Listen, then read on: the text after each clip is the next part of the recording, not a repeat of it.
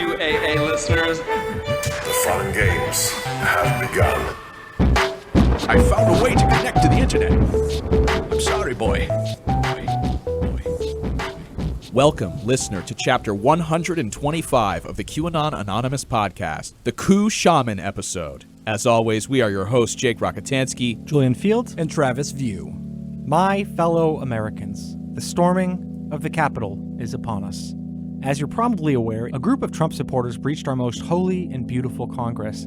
On Wednesday, January 6th, the resulting clashes with police led to multiple deaths, including that of a QAnon-supporting woman who had traveled to Washington, D.C. from Travis's neck of the woods, San Diego. As a final death blow to our DMs, the Arizona man we covered in multiple premium rally episodes, the Q Shaman, aka Jake Angeli, acted as a rallying mascot, going so far as to soil the seat of our beloved Khaleesi Pelosi with his animal pelts and myriad tattoos. To get to the bottom of this, Travis did what was honorable. Stayed up all night on Trucker Reds from the 70s to write a segment about the developing situation. We also have multiple guests this week to help us out. Elle Reeve is a correspondent for CNN who was on the ground that day, and we'll also be chatting with Dr. Eleonora Yanega, a medieval historian who will decrypt the Q Shaman's tattoos now that his body is subject to the national and even international gaze. The MAGA insurrection. On Wednesday, January 6, 2021, the United States Senate, led by Vice President Mike Pence, assembled to count the electoral votes and confirm that Joe Biden would be the next president. While this procedure has included contentious rhetoric from legislators in the past, it's mostly a formality. The results were preordained months prior by the votes of citizens and the chosen electors from each state and D.C. Vice President Pence looked forward to fulfilling his duties as president of the Senate with as little notice and fanfare as possible so he could zip away for a vacation. According to a Washington Post report published 2 weeks prior on Christmas Eve, Pence is hoping for a low-key January 6th and is not planning any unnecessary drama, aides said, intending to stick to his perfunctory role. He is eyeing a trip overseas soon after. Just incredible. He's like, I'm retiring. He's like, all I wanted to do was shock gay people into making them straight. Like, this is far, this has gone too far. Yeah, that shaman, that looks like a religion I can't get behind. outside of the Capitol building, a sea of Trump supporters gathered, freshly furious from listening to a 70-minute talk from President Trump. In that talk, he continued to make baseless allegations of election fraud that were rejected repeatedly by the courts. Shortly after 1 p.m., hundreds of pro-Trump protesters pushed through the barriers set up along the perimeter of the Capitol, where they tussled with officers in full riot gear. The mob called the officers traitors or oath breakers. Some even taunted the officers with chants of New World Order sellout. New World Order sellout! New World Order sellout! The officers found themselves outnumbered, unprepared, and overwhelmed. Rioters climbed up the Capitol steps, scaled walls and scaffolding, and hoisted themselves up on a maintenance platform. About 90 minutes after the siege began, the mob, decked in red Make America Great Again hats, carrying Trump 2020 flags, and in a few cases wearing QAnon gear, charged into the building.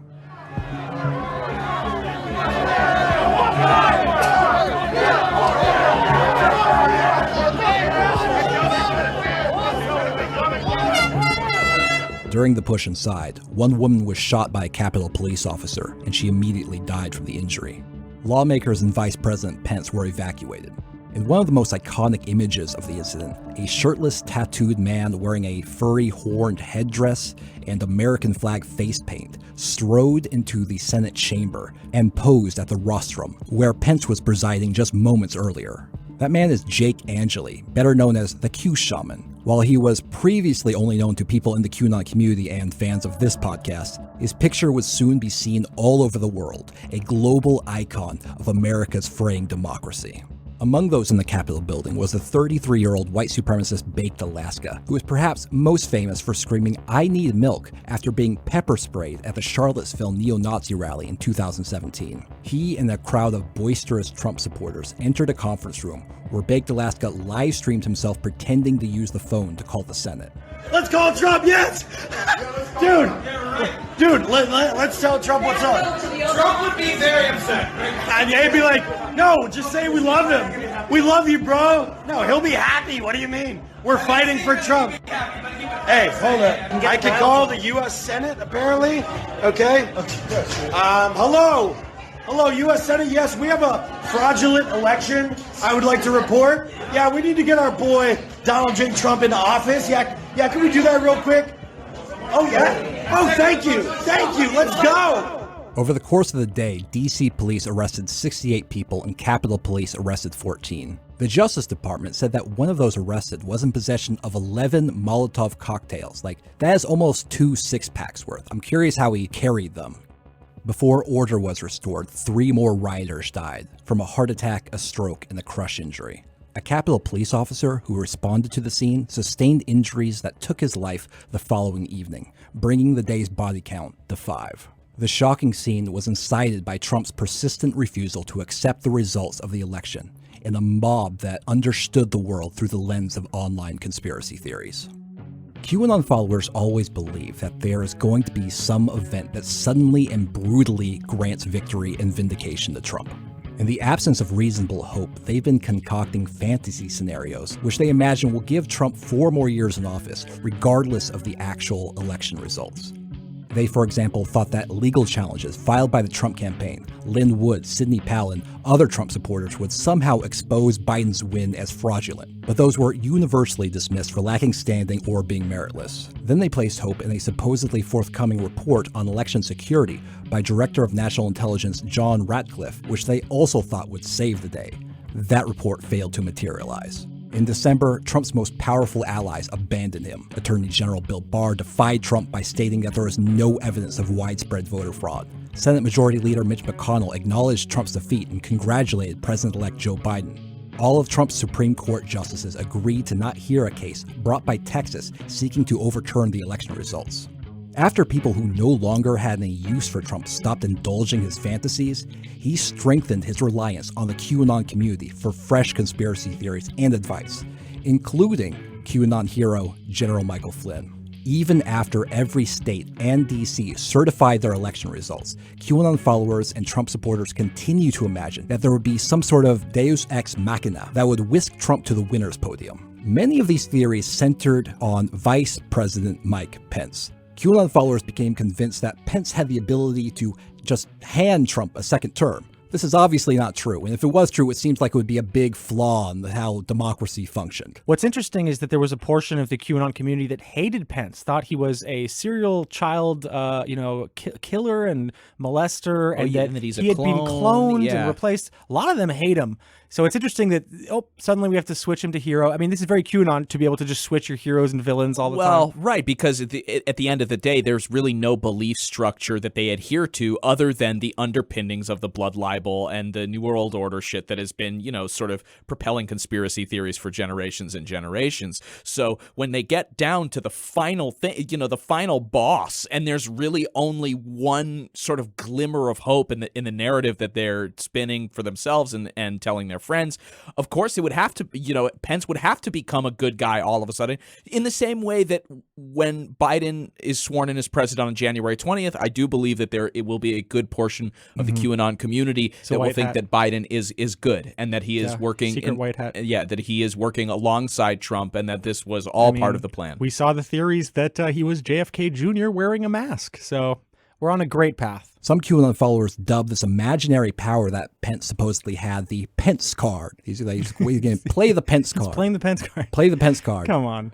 Like the hundreds of years of legal scholarship didn't account for the Pence Card. I want to see that Magic the Gathering card, though. On December 22nd, the hashtag Pence Card trended on Twitter.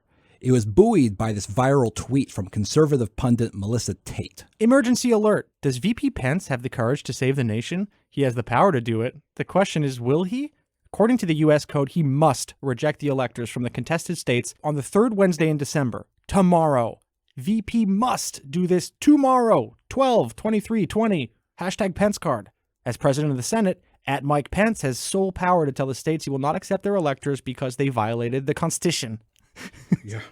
messed up that pretty specific word. Oh, you're all constitutionalists. At this point, the legislatures will either have to select new electors or stand down. This will put Dems on defense from now till January 6th. Now, this tweet unbelievably got over like 10,000 retweets. There are many reasons why this is dumb horse shit, but perhaps the biggest one is that it states Pence must reject the electors by the third Wednesday in December, which Melissa identifies as December 23rd. In reality, the third Wednesday in December had already passed, and the 23rd was the fourth Wednesday in December. So there's not a lot of hope for a novel legal theory that can be debunked by looking at a calendar. The Pence Card theory stems from a misreading of a provision of the U.S. legal code that deals with how the federal government acquires certificates of the vote, which are also called certificates of ascertainment. These are the documents provided by the states that identify the appointed electors and final vote count for each candidate. Specifically, the Pence Card theory references Section 12 of Chapter 3 of the U.S. Code. You know what? I'm sorry I have to go through this, but listen. In a better world, the Pence Card is just a card that you can use to take $2,000 out. This deals with the failure of certificates of electors to reach the President of the Senate. This provision explains that if a state fails to deliver a certificate of its vote to the Vice President or the U.S. Archivist, then the Vice President or Archivist shall request the state's Secretary of State to send the certificate of votes by the most expeditious method available. But this provision only provides instructions on acquiring these certificates if states are late in delivering them. Like, nothing about it gives the Vice President the ability to accept or reject electors, as thousands and thousands of Trump supporters on social media seem to believe.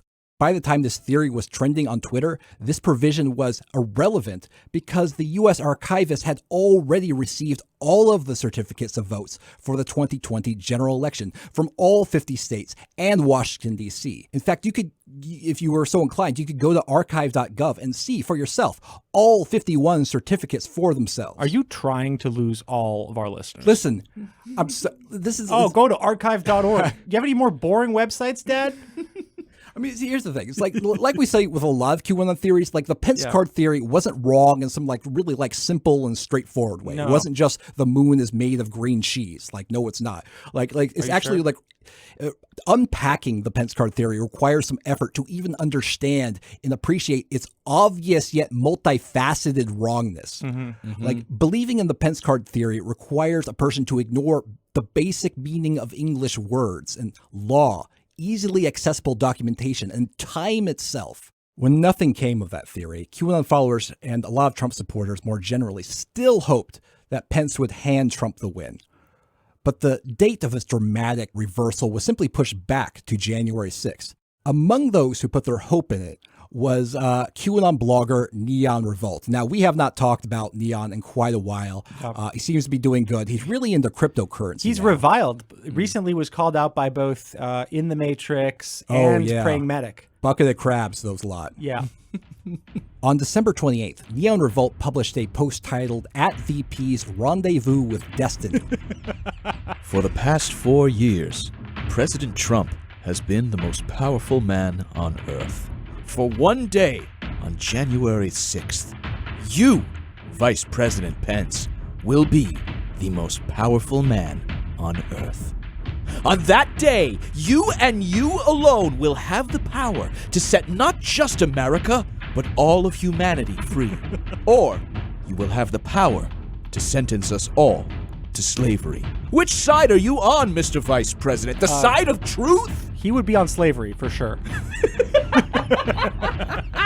The side of the people, or the side of lies, and all those from which they emanate? I do not envy your position, sir. This is so fucking. He thinks this. What is this? He thinks this rigid rock-like old Christian who I don't believe has read anything except the Bible in years is going to pay attention to his blog. This is not how I ever wanted this moment in history to ever play out, and I would give just about anything to have it go any other way. But it seems to me that you have a rendezvous with destiny, Mr. Vice President. On that fateful day, Mr. Vice President, I expect you to rise to the occasion, and I suggest you start by throwing out the entire fraudulent tally from the Chi-Com colony of California and their 55 electoral votes.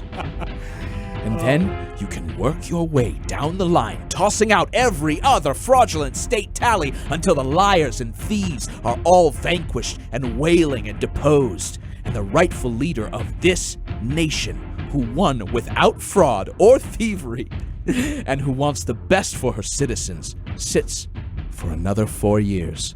You have a choice, Mr. Vice President. Either you will rise up with courage and become the hero who saved the Republic, or you will spend the rest of your days reviled in ignominy as your children and your grandchildren and their descendants end up as little more than chattel on the global plantation. I don't think I'm exaggerating the stakes. Go with God, Mr. Vice President. Fight for the people on that day. Strike the giants and cut off all their heads. If you can be entrusted with this immense and constitutional power to safeguard the Republic on that day when our enemies would snatch it away from us, we the people will know beyond a shadow of a doubt that we can trust you in 2024 and beyond. Steel yourself, Mr. Vice President. Greatness awaits. I like to sign off greatness awaits because that's most famously the slogan for PlayStation. Yeah. Yeah. Surprised me. I kind of took me on for more of a PC gamer, I thought. Yeah. Yeah. However, it wasn't just anonymous QAnon followers who got the idea that Pence somehow had the ability to determine election results unilaterally. This belief was even promoted in a lawsuit filed by U.S. Congressman Louis Gohmert. Gohmert and a group of self-appointed Trump electors sued Vice President Pence, claiming that the Electoral Count Act of 1887 is unconstitutional because it overrides the vice president's power to, just by himself, decide which electoral votes to count. So we're going to have a Boebert and a Gohmert? Yeah. Now, an optimistic person might think that no one, let alone a congressman, would be so stupid as to argue that presidents have been elected via an unconstitutional process for the past 130 years. They're totally right. But that's exactly what this lawsuit says. The Electoral Count Act limits or eliminates the VP's exclusive authority and sole discretion under the 12th Amendment to determine which slates of electors for a state or neither may be counted. That's all wrong. Nothing about the 12th Amendment endows the vice president with the power to decide which electors to count or not count. I have no idea where the hell he's either. All they're doing, they're fantasizing about things and they're projecting them into what they're looking at. You might reasonably ask, why exactly was Gohmert suing Pence if he wants to grant Pence this extra power? Attorneys from the Department of Justice representing Pence actually asked the exact same question. In a 14-page filing, Pence asked a federal judge to throw out the suit because even if it did have merit, which it doesn't, it's suing the wrong person. But what if when they delivered this to Pence, where they serve him with the documents, they know that they're going to shoot him with crank, and then Pence is going to be on one, and he's going to do anything? Doesn't matter. That brief from Pence says this in its introduction. These plaintiffs' suit is not a proper vehicle for addressing those issues because plaintiffs have sued the wrong defendant. The vice president, the only defendant in this case, is ironically the very person whose power they seek to promote. I will sue you until you are powerful. Sue you till you're powerful. Sue you till you're powerful. Alexander Hamilton. Gohmert's attempt to grant Pence the power to reject the will of the voters by suing him did not succeed. The suit was dismissed on New Year's Day by a U.S. district judge due to lack of standing, and a panel of 3 judges on the Fifth Circuit of Appeals later agreed with the dismissal. This legal abomination was finally put out of its misery on January 7th, when the U.S. Supreme Court rejected the suit. Now, all of that sounds as crazy as it gets, but let me tell you something. No one out-crazies QAnon lawyer Lynn Wood. On New Year's Day, he amplified his rhetoric against Pence and others, writing this in a tweet. When arrests for treason begin, put Chief Justice John Roberts, VP Mike Pence, and Mitch McConnell at the top of the list. Oh my God, look how excited Julian is. He's on board. He's now Lynn Wood pill. I just can't fucking believe how out of control this guy and Powell are. It's just it's really like watching something you can't control. No. This is not even one of the tricky X-Men. This is one of their pets or something. It's fucking mutant feral animal, totally lashing out in all directions. What is he? I mean, is this just a slow spiral to the bottom? Is this CIA? What the fuck? Yeah, I really am curious as to what is his emotional motivation behind... Lynn Wood, come on the podcast, but only to talk about your childhood. I mean, yeah, I feel like he really is kind of like a charismatic Christian. He has the spirit sort of coursing through him. Yeah, he's probably speaking tongues and he just says the first thing that comes to his mind, and in his mind's eye, he just sees Pence being arrested and shit. This could be, got Jesus visions and Pence stuff. Was beloved in the evangelical circles. He is. His main job basically was to shut his fucking mouth. Bidding for years. Yes, right, exactly. I mean, I think Pence's main job was to shut his fucking mouth and then shore up the evangelical support. Always has been. Yeah. Lynn Wood also wrote this in a reply to a tweet: "If Pence is arrested, Pompeo will save the election. Pence will be in jail awaiting trial for treason. He will face execution by a firing squad. He is a coward and will sing like a bird and confess all." Like, what are you doing? This is the vice president. You say he's going to be executed. You were working for his fucking ticket mate. I don't understand what's happening anymore. It's like he's just firing in all directions. Yeah, these are all rogue AIs. Until I meet a Lynn Wood, I don't believe a Lynn Wood exists. As January 6th approached, Republican members of Congress were pressured to object to certification of President-elect Joe Biden's Electoral College victory. 140 members obliged, but that wasn't enough to make a difference. Among the most enthusiastic objectors was recently sworn-in QAnon-promoting Congressmember Marjorie Taylor Greene. When Representative Greene was sworn in on the 3rd, she wore a Trump 1 mask to just show where she stood on the issue. Mm-hmm. I'm surprised it didn't have a hole cut out in the middle or something. But when she went to the House chamber, she took it off and refused requests from aides to put it back on. After she left the chamber, a shouting match reportedly broke out between Republican and Democratic aides. So the 117th Congress opened with a battle over mask wearing and shouting. Oh, there's going to be spit fights in Congress. Yes. So just to provide an update on the status of Marjorie Taylor Greene blocking me on Twitter. Now, I think this is I think people want to hear this. Doesn't feel like a big pivotal episode that could have done without your narcissism. No.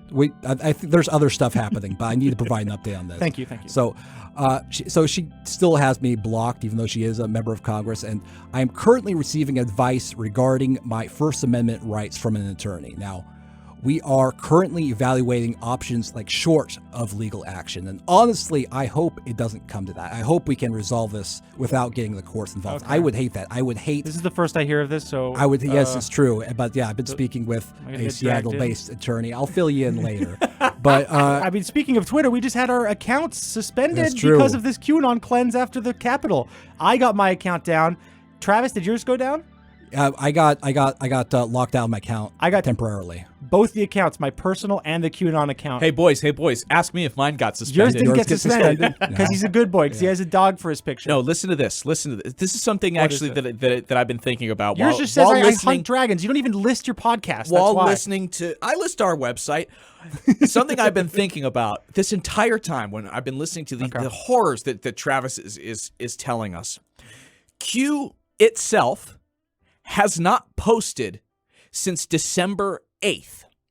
That means that all of this shit that is happening now is happening independent of QAnon and the posts. Of course. I mean, it's a self-sustaining engine now, baby. Yeah, I think that is really important for people to understand, is that the posts are no longer coming in, and yet the movement has gotten more violent. So, with that being said, the posts were always just preparing the tauntauns to be ridden. Yes. They were just like a breaking process. And now the militiamen come, they get their assigned QAnon person, and they ride them into battle. On the day of the joint session of Congress on the 6th, a stage was set up on the ellipse just south of the White House. There, perhaps for the last time of his presidency, Trump addressed a massive crowd of supporters. He rambled about his grievances and how he was cheated in front of rapt admirers. He, for example, expressed anger that states kept counting votes even after he appeared to be in the lead. That election, our election, was over at 10 o'clock in the evening. We're leading Pennsylvania, Michigan, Georgia, by hundreds of thousands of votes. And then late in the evening or early in the morning, boom, these explosions of bullshit. And all of a sudden,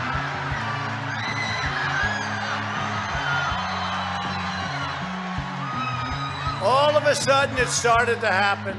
Trump explicitly and repeatedly told the crowd to march to the Capitol after his speech was over. Now it is up to Congress to confront this egregious assault on our democracy. And after this, we're going to walk down, and I'll be there with you. We're going to walk down. We're going to walk down anyone you want, but I think right here, we're going to walk down to the Capitol. And we're going to cheer on our brave senators and congressmen and women. And we're probably not going to be cheering so much for some of them. Because you'll never take back our country with weakness. You have to show strength, and you have to be strong.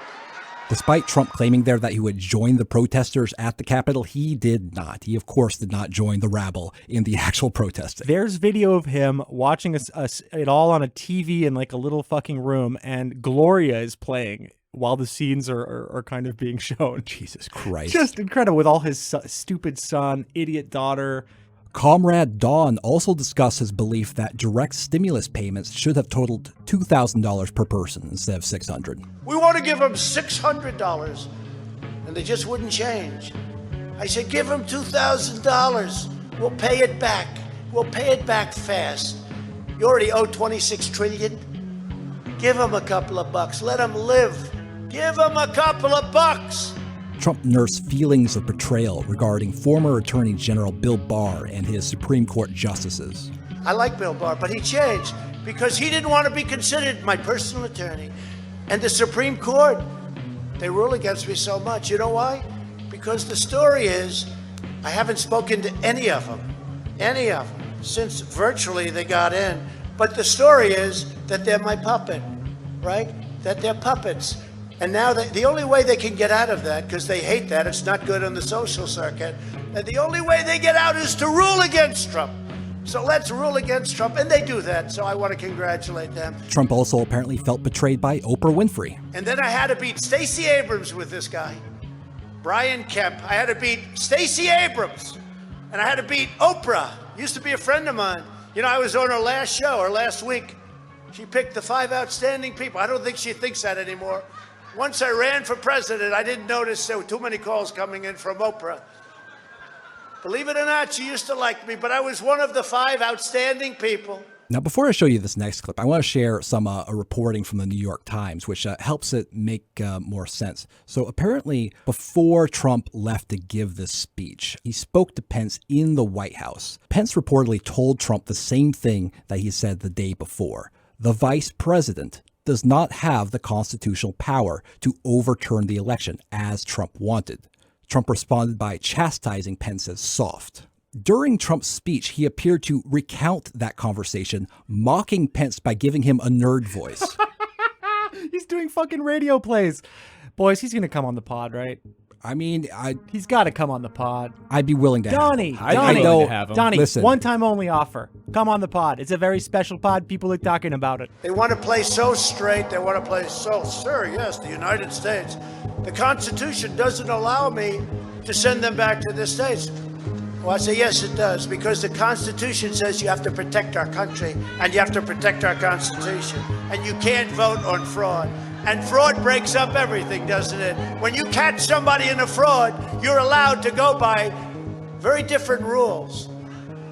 So I hope Mike has the courage to do what he has to do. And I hope he doesn't listen to the rhinos and the stupid people that he's listening to. Wow. Boy, he is breaking down. I mean, you can hear it. He's like, the stupid motherfuckers. He keeps saying, oh, America. Oh, he keeps saluting. Oh, he keeps saying there's rules. I know. I can't do that. This is unconstitutional, little bitch. Yeah. You're soft, Pence. At one point, Trump sounded close to threatening the vice president. Mike Pence, I hope you're going to stand up for the good of our Constitution and for the good of our country. And if you're not, I'm going to be very disappointed in you. I will tell you right now. I'm not hearing good stories. I hear he's being a real pussy. Trump ended his speech by instructing those gathered to walk down Pennsylvania Avenue to the Capitol, and he was played off with the song YMCA by the Village People.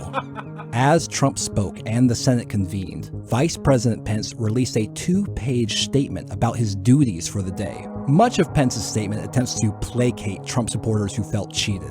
It makes reference to significant allegations of voting irregularities, concerns about the integrity of the election, and reviewing the evidence and resolving disputes through a democratic process. Pence's statement finally gets to the point in the 8th paragraph, where he explains that there is no Pence Card. As a student of history who loves the Constitution and reveres its framers, I do not believe that the founders of our country intended to invest the Vice President with unilateral authority to decide which electoral votes should be counted during the joint session of Congress, and no Vice President in American history has ever asserted such authority. Mr. Vice President Pence, sir, welcome to the resistance. After Pence posted this letter on Twitter, his mentions were flooded with responses from Trump supporters who were all furious that he was declining to exercise a power that he did not have. History will not be kind to you, the man who briefly held in his hands the power to change the course of socialism, but instead made the cowardly choice. The Republican Party is through. You are complicit in voter fraud. Words I never thought I would utter, but fuck you, Mike Pence. Maybe Lynn Wood was right all along. That's right. All these tweets, I should mention, all of these tweets have more likes than anything I have ever posted on Twitter. They're extremely popular. The writer's reasons for charging the Capitol are probably diverse. Many just wanted to assert their power over the powerful. A 40-year-old construction worker who participated in the siege told the New York Times, "We wanted to show these politicians that it's us who's in charge, not them." But some of the writers blame the chaos on Mike Pence for failing to exercise his imaginary power to reverse the election. Here's an interview at the scene, captured by videographer Ford Fisher. Vice President Pence, my name's Damon Michael Beckley, and I do not appreciate one bit the situation you caused here, sir. All this violence and everything was 100% unnecessary, okay? Now we've got a girl that's shot, she's dead, laying on the ground in there. We're all crying like we can't save her. And you, her blood is on your hands, Mike Pence. You say you saw somebody get shot? They shot her right through the neck. I heard that too, but I thought it was a rumor. Yeah, it was a service weapon. We're not putting up with this tyrannical rule. If we're going to come back here and start a revolution and take all of these traitors out, which is what should be done, then we will. He is correct about what happened to that woman. She was shot in the neck. That's true. I don't think Mr. Damon Michael Beckley was very wise to state his full name while committing a felony on federal property. He's not. He's standing up for the Constitution. That's what you don't understand. The basis of reality, not shared. They're heroes. Like, it doesn't matter what you think or what we put out on this podcast or what the listener thinks. I don't know. Thinks. It seems like in their own angrier world. less if you stop getting mad at people for not doing things that they can't do. Yeah, but that depends who you like. If you like specific people like Trump, you're going to do whatever you need because this is America. So you know to just strap whatever you can together and get it fucking working. Yeah. That's the spirit of this country. But yes, Beckley was also correct that a woman was shot in the neck by Capitol Police and died. The scene was actually quite complex. There were several people trying to move through a basically like window and door segment that was inside the building. And one of the windows had been popped out, and this woman was one of the first to climb through. Now, everybody there was not, armed or pointing anything or in a fight. And then you see an arm coming out from the left of that woman, and that arm is the arm of the Capitol Police officer who discharges a shot directly into her neck, like almost point blank. Totally unnecessary, and the people around her are surprised that anyone got shot because there's no warning. It's just a very rapid escalation. I think probably they lost their cool. That woman was later identified as Ashley Babbitt, a San Diego native and U.S. Air Force veteran. Local news station WKRG interviewed a witness to the shooting. The witness is visibly shaken and has blood smeared on his hand. Yeah, I'm Thomas Barani from New Jersey. Can you show us your hand? Yeah. How did you get that on your hand? Well, we had stormed into the chambers inside, and there was a young lady who rushed through the windows. A number of police and Secret Service were saying, get back, get down, get out of the way. She didn't heed the call, and as we kind of raced up to grab people and pull them back, they shot her in the neck, and she fell back on me and started saying she was fine, it's cool. and then she started kind of like moving weird, and blood was coming out of her mouth and neck and nose, and I don't know if she's alive or dead anymore. And how did you get back out of the building? Riot police came in and started ushering us out with their sticks. Where did you enter the building and where did you exit? Other side with the scaffolding. We tore through the scaffolding through flashbangs and tear gas and blitzed our way in through all the chambers, just trying to get into Congress or whoever we could get into and tell them that we need some kind of investigation into this.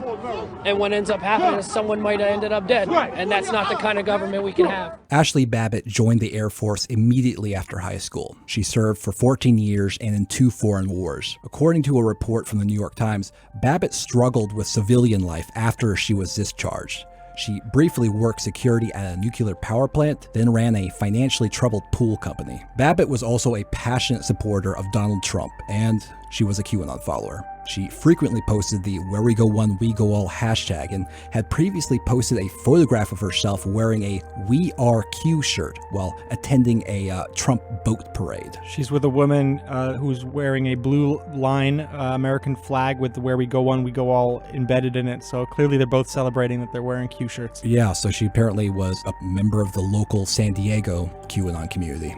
One of the last tweets from Ashley Babbitt says, "Nothing will stop us. They can try and try and try, but the storm is here and it is descending upon DC in less than 24 hours." So this woman who did not listen to the police, as they said, to like get back, was shot. Yeah. And she basically did it because she thought she was in the storm. Yeah, she thought she was like participating in the storm. Like I like the layers of bullshit that led to her death. I mean, is insane. She was summoned to DC because she was made to believe by QAnon and by Trump that her presence there could make something significant happen, that there would be a dramatic reversal. This was all bullshit. This was a lie. This was a fraudulent promise. There was no substance to it. She was in DC because of a lie, and she was probably part of QAnon because she wanted to feel powerful and significant. And maybe she had difficulty after spending like most of her adult life in the structured military, of having this thing that directed her and gave her purpose in the same way that the military did, and she wanted to make her voice heard, right?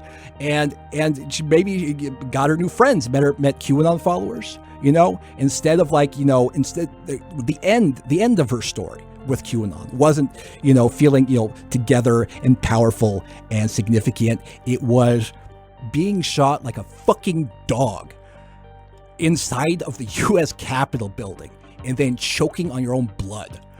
Like, she died 3,000 miles away from home with like a unread text message from her husband on her phone. Like it's ruinous. She was lied. This is what it makes. These people are being fucking lied to, and now they're dying because of it. And it's rude to treat people like that. Yeah. Agreed. And I also think it's very important to note that we always said these beliefs lead to harming yourself and the people you love. Now we have families devastated because some guy fucking tased himself. All the deaths are stupid and avoidable. It's very difficult, I think, to process, especially for people around them. Like, maybe, what does her husband believe, QAnon or not? I mean, I know that the partner of the woman who was suffocated, as we'll see later, is 100% pro-Trump and, on board with all the rest of the stuff. They are collapsing in on themselves. They're committing suicide by cop. They're having a heart attack, getting so excited that they're in the storm. I mean, it's just, it's borderline deaths of despair, just like just a weird format. Yeah. Babbitt was actually one of 2 QAnon followers who died that day due to injuries. The second was the police officer who died. 42-year-old Capitol Police Officer Brian Sicknick was struck with a fire hydrant by rioters. He later went to his office where he collapsed and later died. Sicknick also had a Parler account and a Gab account, both of which followed several major QAnon followers. So basically, QAnon people killed a QAnon cop by mistake. Yeah. Again, the community cannibalizing itself somehow. There was not a single possible deep state death. It was just all MAGA people, all fucking pilled people. Killing themselves and each other over fucking literally nothing. There's the substanceless of what they're dying over is like what gets me. Like, there's no even possible gain is just it's role like playing. It's role playing. Also, it's not just that. We have to look at the responsibility of the people who let this happen. There were fucking 3 rings of barricades around the White House during certain periods where they knew there was danger, and these people were. The woman was shot by a panicked guard with a pistol. It wasn't like some fucking armed, like commando. And that's because there was nobody there to defend this building. And we're finding out now from some reporting that was perhaps purposeful, that there were, certain decisions made to, if Trump was going to be saying go there, he's also not going to be encouraging people to build up, but it's... And so he sacrifices them. It really is. This is him pushing them right into the ovens of fucking Moloch. Oh, absolutely. Yeah. I mean, like... You're worth nothing to this man. You absolutely... Listen. If Ashley Babbitt was a billionaire media mogul, Trump would care about her immensely. Even if Ashley Babbitt didn't return Trump's calls and ignored Trump and thought Trump was actually kind of a piece of shit, even if that was Babbitt. But instead, Ashley Babbitt was a broke, working, very confused woman who fucking loved Trump, who loved him more than anything, was willing to sacrifice her life because she's just that and not a billionaire media mogul who doesn't give a fuck about Trump. Trump won't even know her fucking name. No. He does not give a fuck. Kleenex. Not to mention she served for 14 years, in the military that he claims to to respect and love. I wonder why she was looking for meaning in her life and failing to find it after those 2 amazing foreign wars that she served in. I know. All of our wars are trash too. There's not even a fucking shred of redemption. The dead police officer, also a veteran. We got some soul searching to do. I don't. I'm fine. You're foreign. Travis and I, we've got some. I've got some sanctions to come up with for your country. Depressingly, the woman who was crushed during the clashes was actually wearing a "Don't Tread on Me" Gadsden flag, and her partner, who had come with her, stands by President Trump to this day. Here is from a CBS 46 local report. Crushed to death. That is how a friend of a Kennesaw woman killed during the riots at the Capitol yesterday described her final moments. 34-year-old Roseanne Boylan was one of 4 people killed, and tonight, CBS 46's Zach Summers live in Kennesaw, speaking exclusively to the friend who was with Boylan in D.C. Zach. Yeah, good evening, Rick. Those 2 friends drove to D.C. to hear President Trump speak at the Save America rally. When the president urged his supporters to demonstrate outside the Capitol, those 2 friends followed, ultimately costing Boylan her life. As Trump supporters stormed the Capitol building on Wednesday, Justin Winchell and his friend Roseanne Boylan found themselves right in the thick of it. They basically created a panic. And then the police, in turn, pushed back on them. Winchell says the trouble started when a couple of guys started pushing people. The crowd then clashing with police, trampling over one another, pinning 34-year-old Boylan to the ground. I got my arm underneath her, and I was pulling her out, and then another guy fell on top of her, and then another guy was just walking. I mean, there was people crushed. Winchell says paramedics tried reviving his friend, but she died. There are 4 people dead, including your friend. Yes. The President Trump, have blood on his hands. Does he have blood on his hands? No. And that man went on to claim that he thought the people who incited this were Antifa. He was a witness to it and a participant, and he's still saying it was Antifa. I don't know. We can't win. It's like programmed into their brainstem. It's like at their core, they would literally sooner die than give up this worldview because it makes so much sense. Oh, he was horrified that he would bring up Trump. What? Blame Trump for this? Yeah, this is the other thing. It's like hypothetically, there might be another scenario in which the supporters felt mad at Trump for misleading them into believing that the election results could be reversed that day. I mean, this is a belief instilled by Trump, and they don't think hey, you misled me, you made me believe this thing, and it's false. You don't maybe have that thought. The anger of losing a friend or a loved one isn't enough to dislodge this spider. You can watch someone die in front of you and still be like, no, it actually was different. And there were bad guys, imaginary bad guys that were there that did it. It's not the cops or us.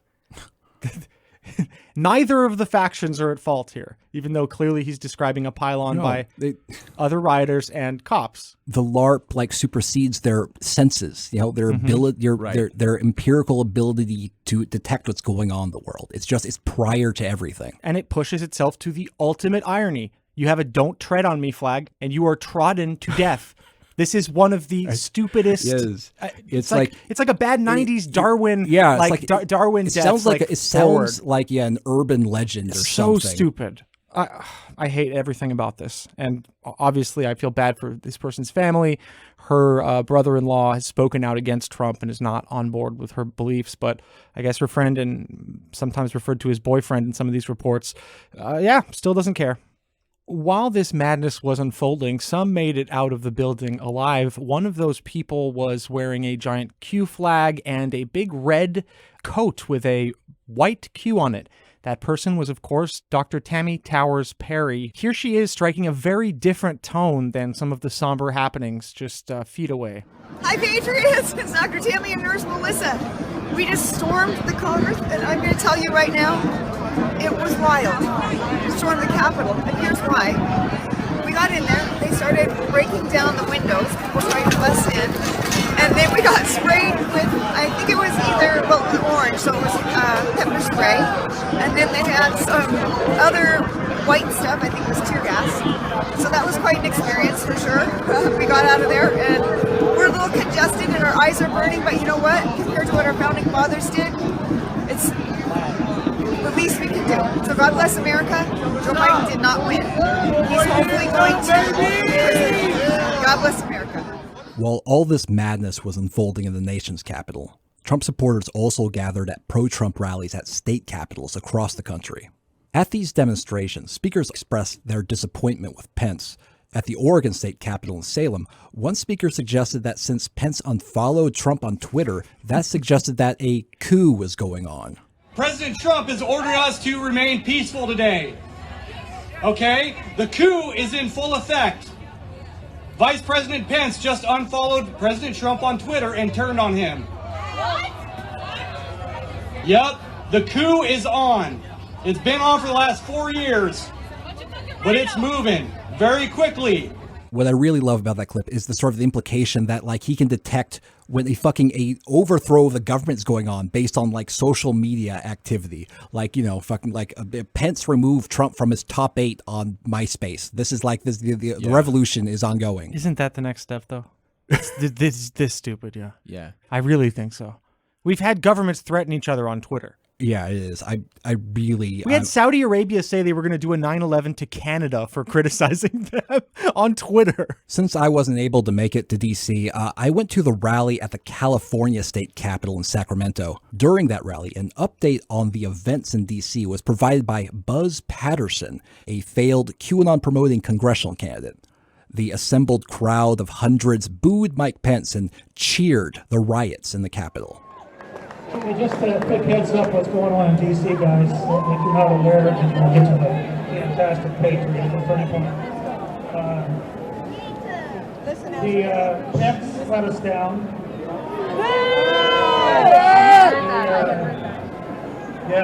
He declined to challenge the results. So as a result of that, protesters stormed the Capitol. They're inside the Capitol. Congress is locked down in place. They're dispersing with tear gas inside the Capitol. But I would just like to say, we're not sure if these are Trump folks people or if they're Antifa disguised as Trump folks. So, not to jump to conclusions here, but that's what's going down right now in the nation's capital. We are all here. So, stuff's getting real. Again, let's do this the right possible way. I kind of love like the bait and switch that Buzz Patterson does on the crowd. He says like the Capitol has been stormed, and he waits for them to cheer, and he says like maybe they're Antifa. He tricks them into possibly cheering for Antifa, and all of a sudden they feel a little silly. They are not sure whether yes, it was MAGA Patriots and it's good, or it's bad and it was actually Antifa. Like they haven't been told to like which, because they both have their problems, right? Of course, they romanticize sort of revolution, so of course maybe the MAGA Patriots theory is good, right. But also they hate violence, so maybe only Antifa is violent. Remember, this is sort of like, it's like they have these algorithms for discerning what is real, and they're kind of like conflicting in this moment. The other thing I like about that clip is that Buzz Patterson said that the protesters stormed the Capitol as a result of Pence not challenging the results. He kind of assumes that there's just sort of like a cause and effect between those two events, like as if Pence had sort of he sort of rejected the electors, then this horrible thing wouldn't happen. Again, they blame Pence for not exercising his imaginary powers instead of blaming Trump for misleading them. They got false hope because of Trump, and now they're furious, not at the person who lied to them. History is now just the order in which you experience content. Right, yes. Back in D.C., police eventually managed to push the rioters out of the building. The Q shaman warned those still in the Capitol that the National Guard was approaching. Just giving you guys a heads up. Thank you. They already secured the White House. I'm just giving you a heads up. Hold the line, Patriots. Hold the line. National Guard is on their way. Like, all right. He looks excited. Yeah, he's smiling. No, he's having a great time. Listen to all of you people as like the military approaches, hold the line. I'm pretty sure, like, you can't really open carry in DC, so they're pretty sure the National Guard is going to be better armed. Or they're so not used to guns that they shoot you with a pistol because they panic. Like, it's so fucking sad to bring like AR mentality to like towns that just have pistol cops and stuff, and then it's fucking, he doesn't know how to deal with any of it. I mean, we've been to Arizona rallies where people are armed to the teeth all around us, and they're circled by armed cops as well. There's just, everybody has an AR, and those places feel way more safe than like a flipped out guy who's been a donut cop, like, and watched security feeds his whole fucking life, suddenly confronted with like what looks like a MAGA alpinist who's like fucking making her way through the window. It's awful, especially if you consider that cop might know that the other cop had already been knocked the fuck out and brought to the hospital. He would later die of those injuries. So it's like, of course you're fucking panicking. It's like, well, someone fucking killed one of us with like a fire hydrant. They don't need guns. Still, they shot an unarmed woman just in the neck. So every part of it is just gruesome. Baked Alaska live streamed himself getting shoved out and yelling at police. Dude, don't.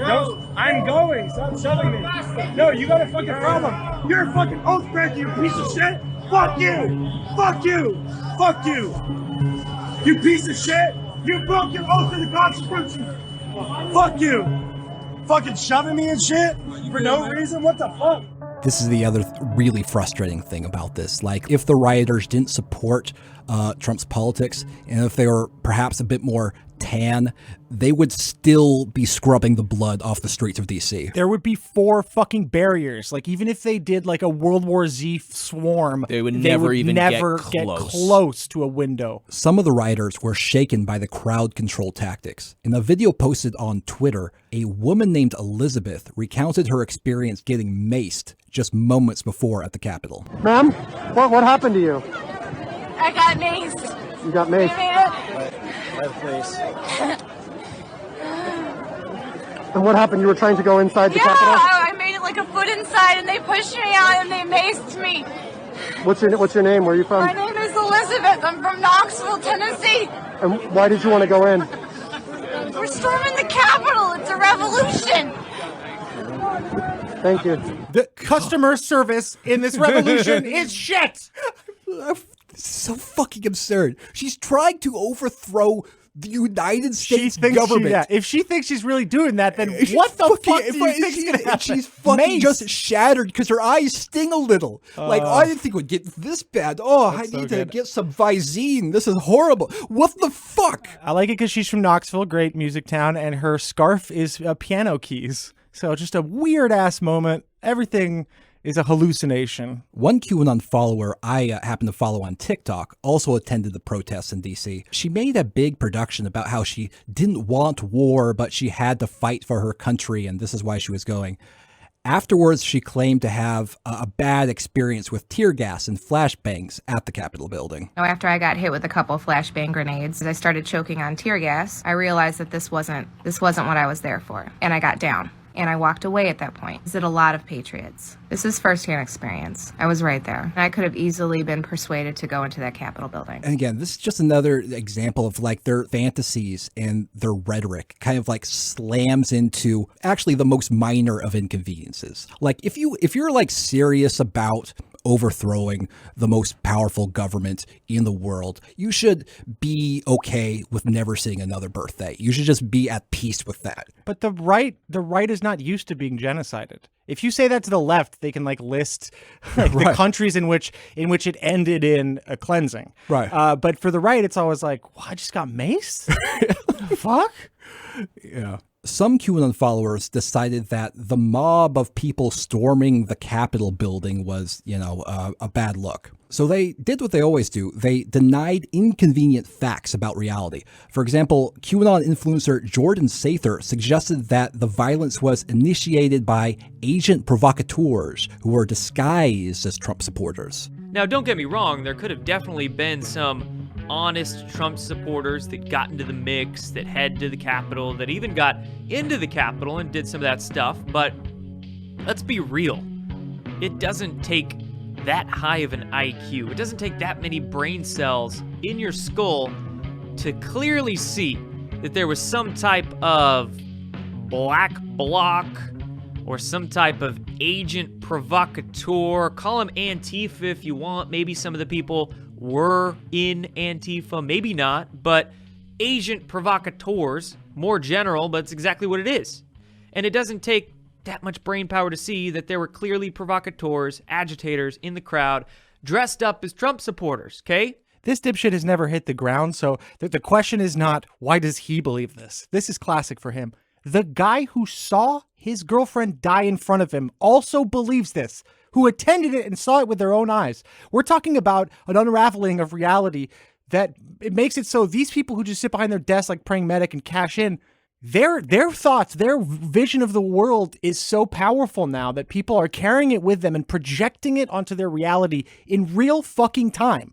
The idea that it was actually Antifa who instigated the attack wasn't only promoted by QAnon himbos like Sather and people who saw their loved ones die in front of them in D.C. Congressman Mo Brooks also ran with this shockingly brazen denial of reality. He said this in a tweet. Please don't be like #fake news media. Don't rush to judgment on assault on Capitol. Wait for investigation.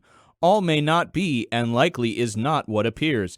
Evidence growing that fascist Antifa orchestrated Capitol attack with clever mob control tactics. Antifa took over the president's body and then told people to go there. Yes, it did. Yeah. Like, I feel like I don't need to wait for an investigation for the most extensively recorded sort of siege on the Capitol building in history. Yeah, everyone had a camera. Everyone had a camera. It's like these people were like, oh yeah, do your own research, citizen journalism. But then like the moment that, it looks like that citizen journalism makes it quite obvious that this was a Trump supporter siege, all of a sudden like, oh no, let's wait for the FBI to maybe work on this a bit. Even worse, many QAnon followers, including Jordan Sather, threw the Q shaman under the bus. But the dude still had his, Viking type attire on and his buffalo horns on his head. Who was that guy?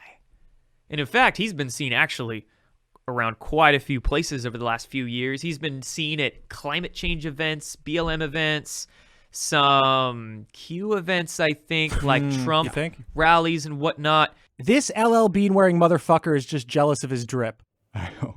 Yeah, Jordan, if you actually showed up to any of these events where your followers and supporters were such a human piece of fleece, you and this guy would be good buddies. Also, I do not believe for a second that Jordan Sather doesn't know who the fucking Q shaman is. Yeah. The Q shaman, for obvious reasons, quickly became one of the most recognizable participants of the siege. So disinformation pushers attempted to link him to left-wing movements and deny that he's a Trump supporter or a QAnon follower. Lynn Wood was among those on Twitter who tried to accuse the Q shaman of being Antifa or a BLM activist. The Q shaman pushed back against those accusations in a tweet. Mr. Wood, I am not Antifa or BLM. I'm a QAnon and digital soldier. My name is Jake, and I marched with police and tonight against BLM and Antifa in Phoenix. Look up OAN's coverage of July 4th's rally at Phoenix Capitol. I was standing against the BLM mob, outnumbered but unfazed. Look it up.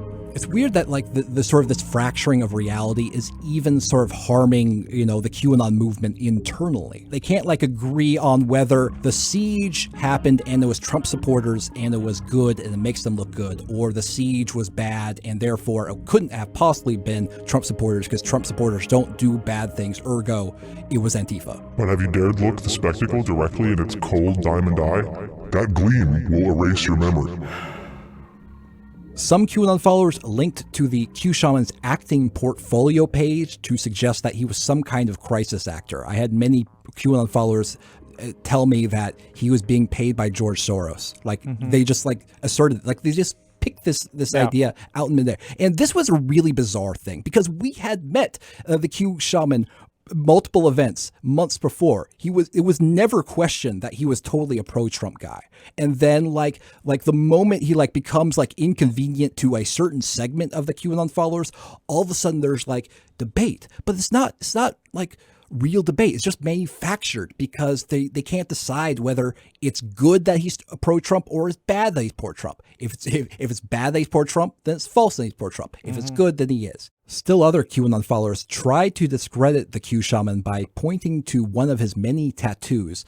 On the Q Shaman's upper left chest, he has a tattoo that looks like 3 interlocked triangles. QAnon followers suggested that it was a pedophile symbol. Now, it is not. So to clear that up, this episode is going to close with an interview with Dr. Eleanor Yeniga, a medieval historian specializing in social history. After the siege on the Capitol, journalist Tick Root spoke to the Q Shaman in a phone interview, during which he says that he would have gone home earlier if he was instructed to by President Trump. As soon as President Trump said, I want y'all to go home, I started going around with my megaphone saying, hey, President Trump just said to go home. Would you have gone home earlier if he had said to go home earlier? Of course. I trust the president. And, being a veteran myself and being part of the Super Soldier program, I obey the orders of the President of the United States. That's right. A super soldier. That's right. Super he soldier. Always has one more. He's Peer Gynt. This man is a magnificent onion. What the fuck? He's telling a reporter he was in the Super Soldier program. I'm a vet. Yeah, I was in the Super Soldier and program. I'm MK Ultra. I'd never heard that from him. I'm sorry. I've been with him a lot of time, but that's a new one. After the incident, by the way, law enforcement agencies circulated photos of the Q Shaman like asking for information about Very smart. about him. I've got a podcast for you. But as of this recording, there's no information about whether he has been incarcerated. In fact, when he spoke to that journalist, he claimed that he had not yet even been contacted by the FBI or the Metropolitan Police. I hear they came to his door, but he did sovereign citizen stuff successfully. Oh wow, it worked this time. Sent him back. Wow, he's that good. He is really charming. Well, they teach it He in had the the face Super paint Soldier on. program. He had the spear, which is also very intimidating. Quick update. The day after we recorded this episode, on January 9th, the feds arrested the Q Shaman. According to court documents, the Q Shaman, whose real name is apparently Jacob Anthony Chansley, voluntarily called the FBI the day after the Capitol riot. He confirmed that it was him pictured in the vice president's chair. The Q Shaman also told the FBI agent that he came as part of a group of people from Arizona because Trump had requested that all quote-unquote patriots come to DC on January 6th. No attorney information is available right now, but I'm sure the Q Shaman's eventual lawyer will be thrilled that he said all of that shit to the FBI. He was busted for entering restricted building grounds and disrupting government business. So far, the Q Shaman has avoided any weapons charges for that spear he was carrying. Okay, back to the episode. In reaction to the chaos, social media platforms clamped down on some accounts that were causing problems. Lynn Wood initially lost the ability to tweet for 12 hours, but then Wood started posting stuff like this from his alternate account at FightBackLaw. Mike Pence is a dark soul. He is not a man of God. He uses God for his own self-serving purposes. He used 13, 14, and 15-year-old boys for his own self-serving purposes too. A very special place in hell awaits Pence. Lynn. After that tweet, both of Lynn Wood's Twitter accounts were suspended.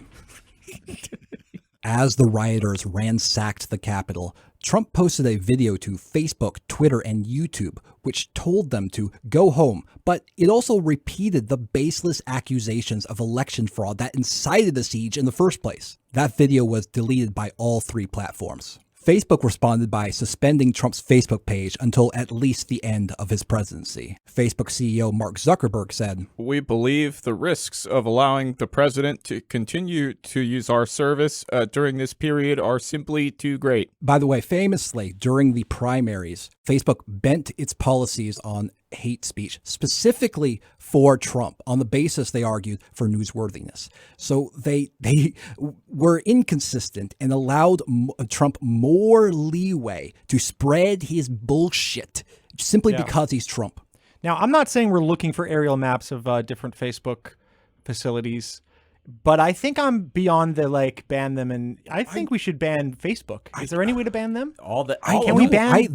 This is what I'm saying. Listen, destroy Facebook, imprison Mark Zuckerberg for accessory to war crimes. Oh my God, I only agree with you sometimes. But when I do. This is, I think, a bipartisan solution. I think we can all agree on this. Damn, whoever did that job on you, I've been trying this whole time, man. I mean, genius to get that. I guess normally you have to make him study something from the CIA directly to get him this. Yeah, you know what I say? Ban all internet except for online gaming. YouTube responded by instituting harsher penalties for spreading election disinformation. Previously, YouTube simply removed videos containing blatant election falsehoods. But in the new policy, the video is removed and the YouTube account itself receives a strike, which means it's unable to post for a full week. Oh. But I would argue, in one of the more disturbing examples of big tech censorship, the streaming service Twitch responded by removing the iconic PogChamp emote. So this is a highly popular emote. Consisting of a picture of fighting game personality Ryan Gutierrez. And he looks absolutely as happy as a man could possibly be. Eyes wide open, mouth agape. He's kind of doing the soy face. Kinda. But he looks like he's having a good time, But what is the Poggers thing about? It makes me feel old. Listen, I'm sorry. This is a Gen Z thing. We are on the way out. Twitch made this decision after Gutex, the person pictured in the PogChamp emote, tweeted out encouragement for civil unrest for the death of Ashley Babbitt at the Capitol building. That tweet said this: "Will there be civil unrest for the woman who was executed inside the Capitol today, or will the MAGA martyr die in vain?" MAGA martyr. This is I don't know. Yeah. I'm so fucking sick. People want to believe that she is either possibly a martyr who died for a glorious cause, or she's some sort of terrorist, or someone who got what she deserved.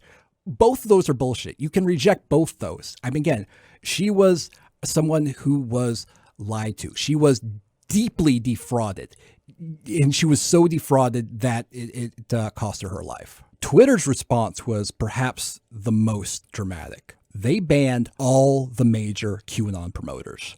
And briefly us. Yes. We got swept up in the storm.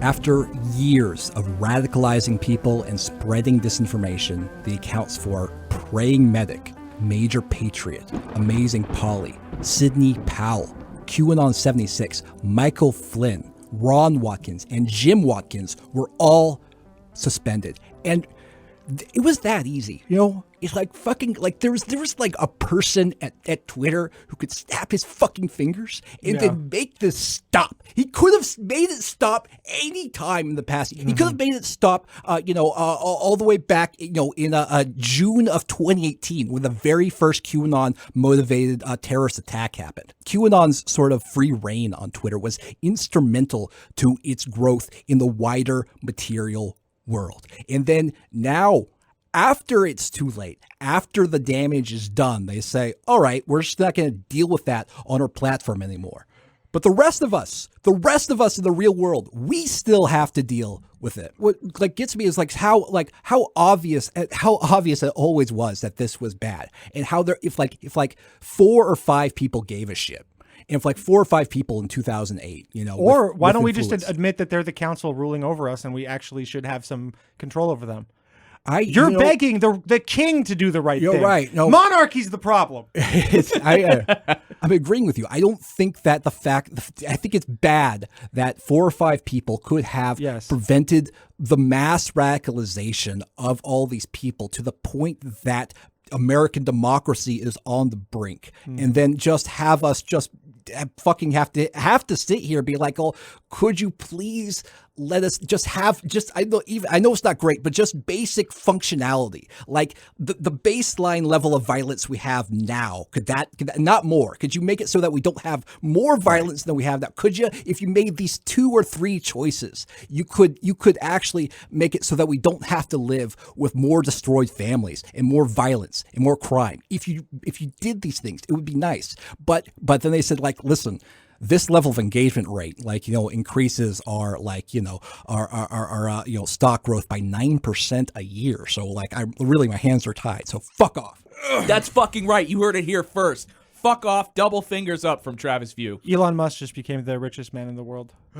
Fantastic. Why doesn't he start his own social media company? All I'm saying is they should at least get together in a visible council so we can address them in some way. Just admit you're the rulers. Just fucking get a chamber already. Get some fucking ominous candles going and a big red flag. I don't even have to be there. You can beam yourself in via fucking 3D hologram, like in all the Star Wars movies that I love. Please, that just would be cool. Do it. I don't care. That would be so cool, Elon. Please. Let me put on a fucking helmet and make my pleas in virtual reality from the comfort of my own home. However you want to do it. I'll put you in a helmet, but it's a Starship Troopers style situation. You're being sent out against the bugs.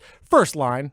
Come on, you apes. You want to live forever? In another significant development on Twitter, Trump was slapped with a 12-hour ban on posting. They put him in Twitter jail. And what a peaceful 12 hours it was. I don't know. I still read your bullshit. Late on Thursday, Trump marked his return to social media by posting a 2-minute, 41-second video in which he said he would support a peaceful transition of power. Now, Trump never uses the word concede in the video, but is the closest thing we've gotten to a concession we'll never speech get more so than far. This is it. This is what we're going to get. This is the concession. Eat what you have.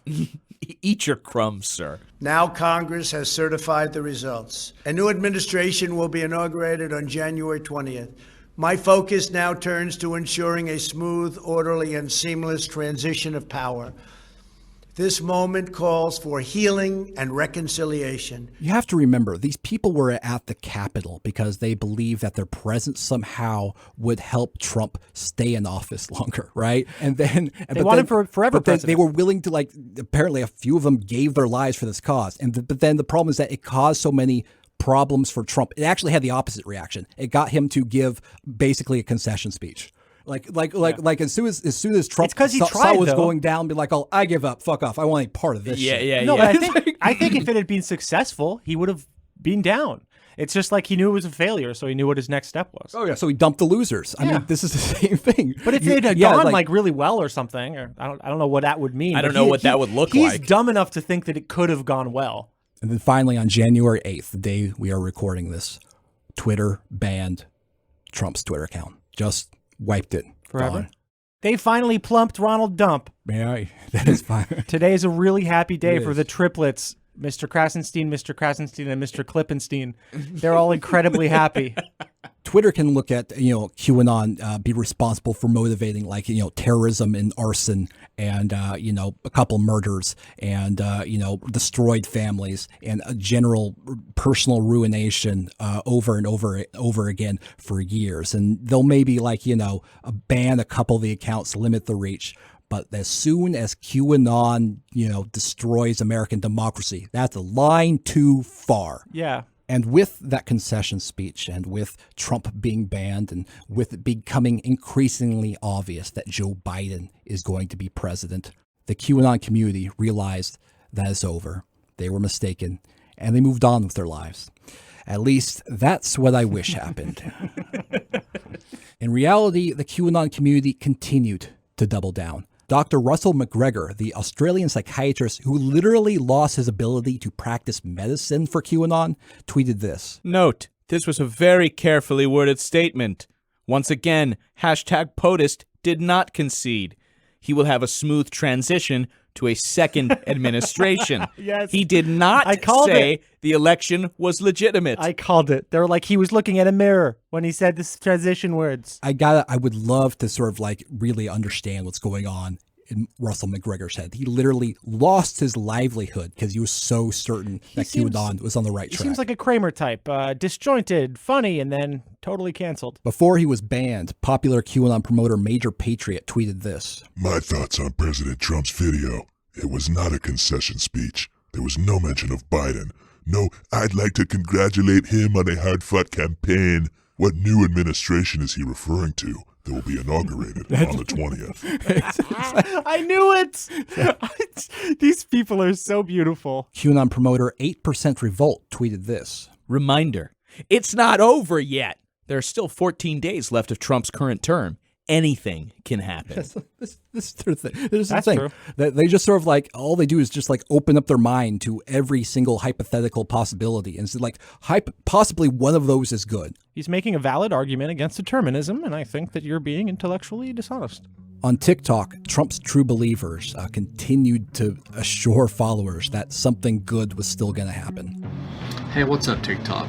Let me start by saying to all of my patriots out there that believe Trump conceded tonight, he didn't concede. This is a chess game. At no time did he say Biden was president. He only guaranteed a smooth transition of power, which will most likely be Trump and, I don't know, General Flynn. I don't know, different vice president, of course, but you guys stay 80 million strong. Let not your heart be troubled. This is all going to go away. There's going to be some crazy things coming up in the next 7 days, but just relax. It's going to be okay. Our president did not concede. However, I did spot one QAnon follower on TikTok who started to have some doubts and started asking some very hard questions. I did not add music to this clip. What's up, y'all? Here's the thing. I'll keep it short and sweet. We keep seeing and being told that things are going to happen and just to wait. Q tells us that. Sidney Powell tells us about the Kraken. Lynn Wood dropping bombs. That they're going to release this information. Where is it? Where's the information? We all know shady business went down during this election. We know it. But things keep progressing. Nothing's happening. So what are we to believe? You know, there's only another less than 2 weeks before it doesn't matter anymore. So are we just all stupid? Is this whole thing just being a massive psyop? I don't know, you tell me. It's discouraging. If you're gonna release something, just freaking release it. If not, let's just move on with our lives. On one level, that's like, obviously really encouraging that, he's going through the painful process of realizing that he has been living in a fantasy, and he's willing to confront that possibility. And I hope it turns out good for him and he starts detaching from this bizarre belief system. But there's the other thing is like, maybe I can't, necessarily assume that whatever comes after QAnon is going to be better than it, whatever else fills that Q-sized hole in his heart, it might be worse. It might be more dangerous. It might be more destructive. It might be more violent. I really don't know what's going to happen. It's like, man, I often get this question, like interviews, like what is the QAnon community going to do? Like, how am I appreciate the sentiment, but it's like, how can I possibly predict this incredibly complex, dynamic community is going to behave in the future, especially when its behavior is sort of directly influenced by Trump in an erratic and unpredictable man. So I don't know. And it's like, here's where we are basically. So like QAnon accounts were just sort of swept off of Twitter and Trump's account himself. And maybe this will be good. Maybe they're going to get funneled into even darker social media platforms and get radicalized into worse worldviews that are more dangerous. I don't know what's going to happen. I don't know. But I'm going to find out with everyone else. thank you so much for listening to this episode. If you want to go support us on Patreon, that's patreon.com/QAnonAnonymous. You can pay $5 a month and get access to all of our premium episodes. There's one coming out a week alongside the free one, and we have an archive of over 100 of them. You can also go to our website, QAnonAnonymous.com, for anything else you're looking for. Listener, until next week, may the deep dish bless you and keep you. It's not a conspiracy, it's fact. And now, today's auto cue.